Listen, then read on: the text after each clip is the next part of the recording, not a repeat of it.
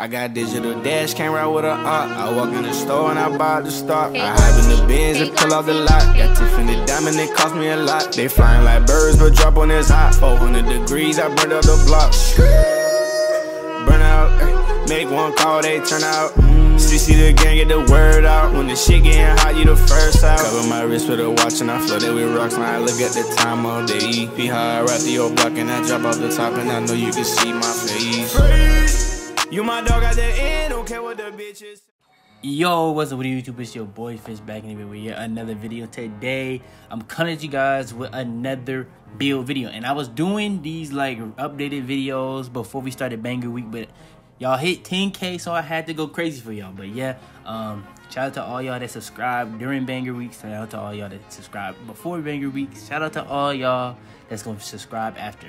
So yeah, today we're gonna be going over the best multi-positional defender build. I uploaded this joint, like I think it was the second build video I had on the channel for 2K20, and it got over 7K views. But today we're gonna be updating that joint for all the people that's like new and stuff like that. But it's literally gonna be a better build. It's gonna be a better build. I think the other one was either at a different, it was at a different position.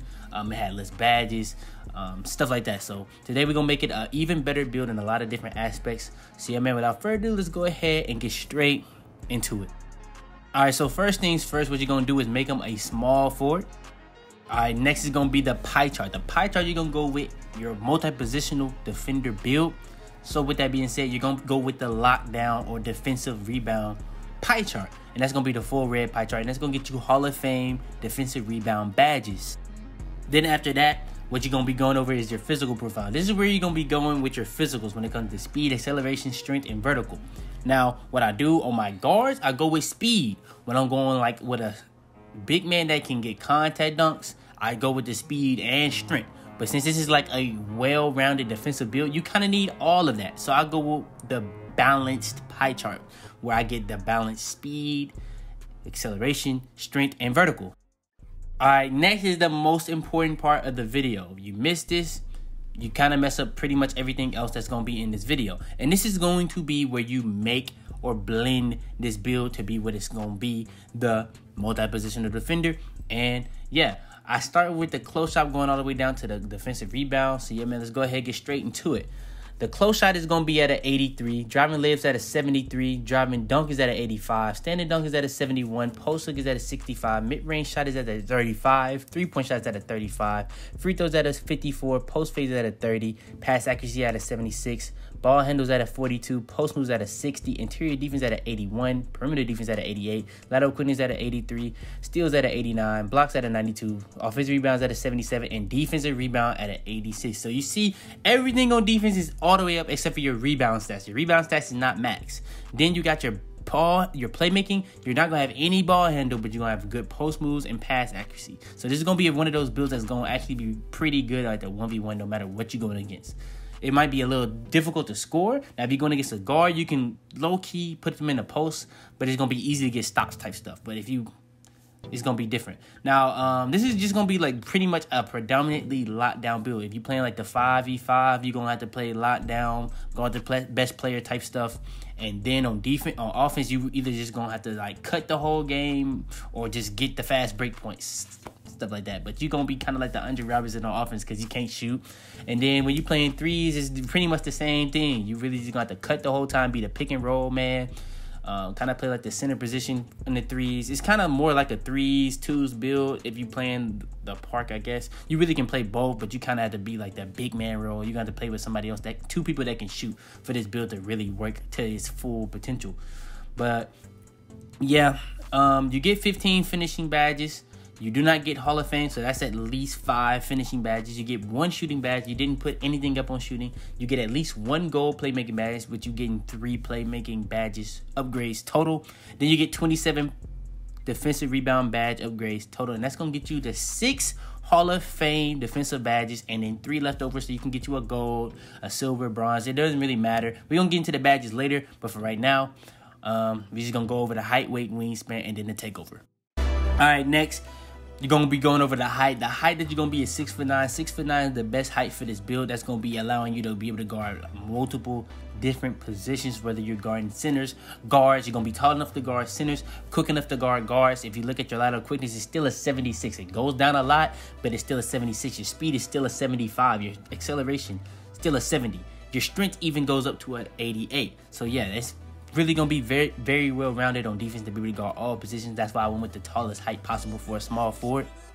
Weight. The weight that I ended up going with was 256 pounds. That's going to get you to 95 strength.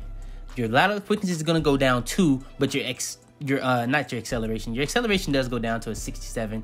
That's not going to be too crazy of a deal, but your interior defense is what's big. Your interior defense goes up 7. Now, if instead of your lateral quickness going down, it was your perimeter defense, I probably would have kept it a little bit more even, but I tried to put it to where, like, the lateral quickness could have went down, I think 4, and I made sure it only went down 2 and still got the max interior defense and strength as possible. So yeah. Now your vertical also, I did not mention your vertical does go down too, but vertical does help you, like, when it comes to getting rebounds and stuff like that, but that's not going to be too crazy losing 1 on vertical.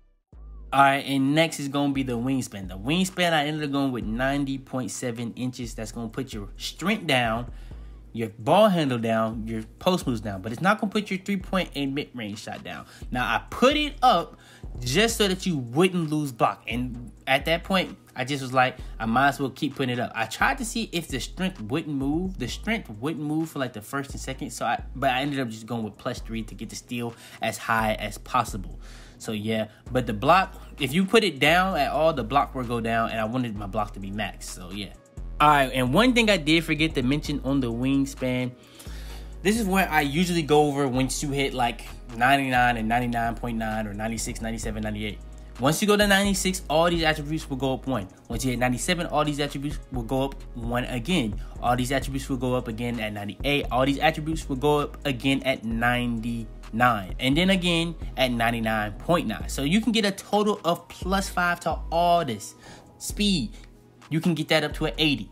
Your driving dunk can go up to an 86, and at that point you'll be able to get contact dunks, which is big for this build. I'm telling you, that is big for this build. You go up to a 99, you can get contact dunks. If you just stay at a 99, it's kind of hard to keep a 99.9. So if you get a 99, you will be able to have contact dunks on this build. Also, that's going to have your steal at around an 88 point, or 89. I said 88 point, but I meant 88 or 89.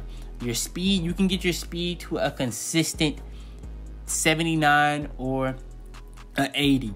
Also, when it comes to the physicals, you can go to the Gatorade facility and get at most +4 to all that stuff if you do the drills and you get them perfectly.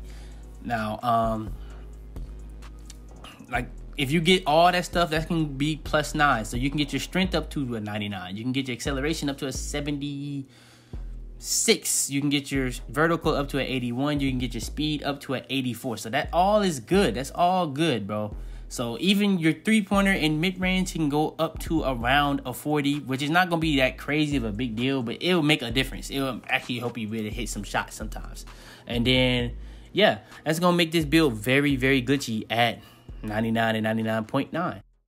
Alright, and next is going to be the Takeover. Now, the Takeover is very simple for me, but the Playmaker Takeover would be very interesting for this build because it'll help your teammates hit shots and stuff like that. So it depends on if you want to do it. If you look at my Takeover video, I go over everything that these Takeovers help. So in my opinion, the Glass Cleaner Takeover is a better Takeover overall, but it's mainly for big men. I wouldn't put Glass Cleaner Takeover on this build. I mean, if you playing like you the center of the game, your team or whatever, go ahead, put that on. But I think Lockdown Takeover is the best Takeover, hands down, for this build. And the build comes out as a multi-positional defender, similar to Sean Marion, Jonathan Isaac, who is a very underrated defensive player in the league, and LeBron James. So yeah, those are very good similar players. All we got left to go over is the badges. So yeah, man, let's go ahead and get straight into it. Alright, so getting into the badges, first thing we go over, as usual, is going to be the finishing badges. Now, when it comes to the finishing badges, we have 15 potential upgrades to work with. You know what? The first 3 we gonna go with to put it to goal: Slithery Finisher, fancy footwork, and contact finisher. Contact finisher we're going to talk about first, because if you don't get contact dunks, I do not advise you to put that on a build. Now, this is one of those builds you have to grind to get contact finisher, so I don't advise you to even have it on while you can't get contact dunks. So what I would do, wait till you hit 99 where you can actually be able to get contact dunks, have them equipped, then you put contact finisher on. But for the video purposes, I have it at gold. Fancy footwork is going to be a great badge to help you hop step around people and stuff like that, get you open layups and stuff like that. Slowly finisher is going to get you the best animation possible, whether it's going to be a dunk or a layup for the situation. Lob city finisher going to help you make your lobs at a higher rate. Giant Slayer to eliminate the height difference if you're going against big man, depending on what you playing at the part. Relentless finisher, acrobat, and consistent finisher. So this is what I've been using lately. What I've been using lately is more on consistent finisher and more on relentless. Giant Slayer and acrobat, those are kind of badges that kind of work sometimes. Consistent finisher is a badge that will pop up every game, and you'll see the difference if you have it on and if you don't. If you have it on, you will consistently make your layups. It's that simple. That's probably the best layup package badge in the game when it comes to like acrobat, consistent finisher, pro touch, and giant slayer, in my opinion. So if you don't want to go with like acrobat, giant slayer, go ahead, don't use those and put them on consistent finisher. But to keep it well-rounded, I just ended up going with this setup for the finishing badges. And in my opinion, this is the best finishing badge setup. All right, next we got the shooting badge, and we only have one to work with, and I ended up putting it on slippery off ball. I've been looking at a lot of people, the more people that I play with, they only have like one shooting badge. So I've seen that a lot of the comp centers, if they only have one, they just put slippery off ball. Now, it's not a lot of comp builds that have only one shooting, but they use slippery off ball, I guess, to help them get open on cuts. That slippery off ball, what it does is it allows you like people to not, like, if they have off ball pests, stuff like that, they can't just hold on to you the whole time type of stuff. So it's gonna be it's gonna help you get away from your man as much as possible. So that's gonna help you get open on cuts for lobs, maybe just cuts for just regular stuff, maybe help you get open to go set a screen or anything. It's just gonna help you do a lot of stuff, be able to move easier without the ball. All right, next, you only have one playmaking badge to work with. Now, you can go with a lot of these joints. You can go with downhill, bailout, I wouldn't say handles for days or unpluggable. Unpluggable maybe, actually unpluggable might be a good badge. Needle threader might be a very good badge for this. Break starter, needle threader, post spin technician, and dream shake. Those are all very credible badges. But I ended up going with quick first step. Quick first step is a badge that is there to just strictly catch your man off guard, especially if you're playing like the twos and you the big man role. That quick first step, no matter how low your ball handle is, it's going to make you that much more faster. Now, if you have Hall of Fame, it's going to make you even quicker. But quick first step is a very, very, very, very, very good badge to have on builds that's not even supposed to be fast. It's very OP. All right, and last but certainly not least, probably the most important part for this badge section of the video, and it's gonna be the defensive rebound badges. Now, we have 27 of these joints to work with. So yeah, first things first, what you probably saw instantly was Hall of Fame brick wall, Hall of Fame rebound chaser, Hall of Fame clamps, and Hall of Fame pogo step. I went with Hall of Fame brick wall so you can set the best screens in the game. Brick wall is one of the most overpowered badges in the game. I don't believe it ever really even got patched. I think they tried to, but I don't think it really ever got patched. Rebound chaser is a very, very good badge to have on. I know a lot of comp centers that don't use it, but I feel like rebound chaser is a great badge to have on. Clamps is gonna be a great badge for this build. It's gonna help you, like, literally you're gonna be able to clamp up anything. So clamps going along with that is going to be just even crazier. It's going to help you stay in front of people, help you make people pick up their dribble, stuff like that. Pogo step is a must for this build because you're such an undersized player. Now, when it comes to you're going against big men, now that's pogo stick is just like the known badge that like kind of cancels out height difference because you can just spam jumps the higher you have it on. And what you have in the Hall of Fame, that's it's gonna let you do the quickest jumps possible. So pogo stick is it's gonna be very OP for this build. And now for the silver badges, I went with Chase Down Artist, Intimidator, Moving Truck, and Rim Protector. Rim Protector is probably the most overpowered block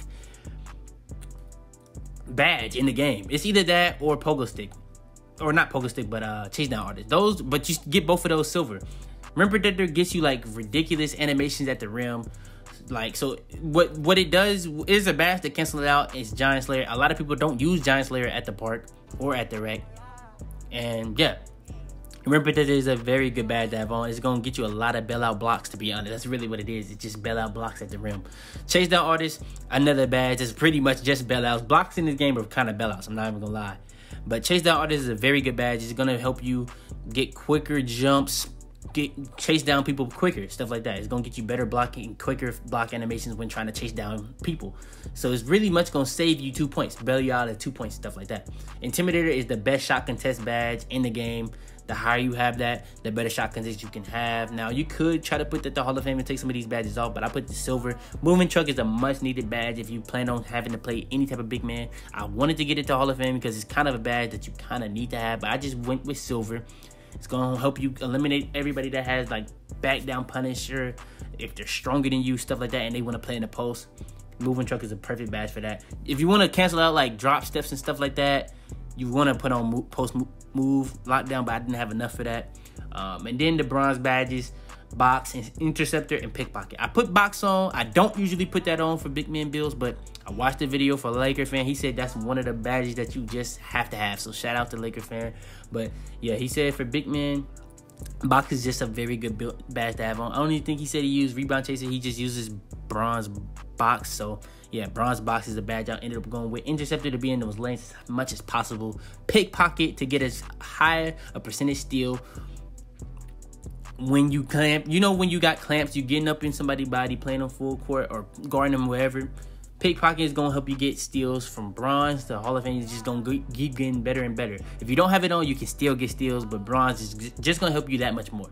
So yeah, but if you don't want to put pickpocket on, I would put it on probably Intimidator or Moving Truck, whichever one. But yeah, this is the best defensive badge setup for this build. This is the best multi-positional defender build in NBA 2K20. I'll show you guys literally everything from the position, the pie charts, all the way to the attributes, the height, weight, wingspan, takeover, all the way down to the badges. So yeah, man, for that alone, go ahead, please leave a like on this video if you enjoyed. Subscribe if you're new, man. We got more videos coming out every single day. Spam that like button if you guys are ready for this video. I got a banger for y'all tomorrow. We're gonna be coming at y'all with the best defensive badge setup for the guards and the bigs. So yeah, we just gonna stay consistent with it. It's that simple. I just dropped all them videos, crazy videos, but we still gonna upload every day because that's just what we do. But yeah, man, like I said, leave a like, subscribe if you're new, man. Turn on those post notices for every video. But yeah, man, it's your boy Fitz. And I'm about to be man. Head in the clouds, walk through the city, they taking you out. Bitches be talking, they running their mouth. A bag in the back and a stick in the couch. You know what it's about. Had to cope with all the pain, so I'm about to die, man. They say he going too fast, someone gotta stop.